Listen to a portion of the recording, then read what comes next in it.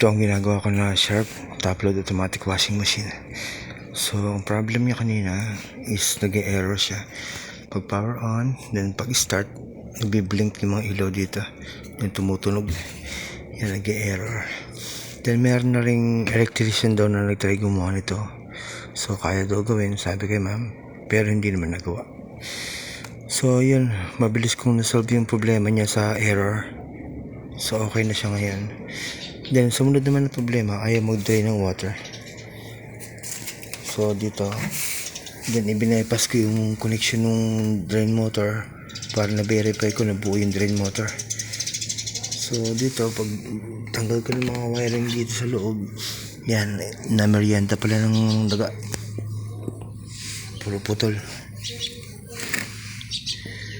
So nadala siya ng daga, kaya naputol yung mga wiring, kaya walang supply yung drain motor. So bukod pa yung naayos ko kanina nag-error, yun, ito naman may mga putol na wiring naman, kaya hindi siya nagdi-drain. So ngayon okay na to, i-fix ko lang yung mga wiring nya, then hopefully diretso na siyang gumana mamaya. Actually itong mga ganito na inverter top load, basic lang sa akin yung mga problem nito. There's no way na hindi magagawa.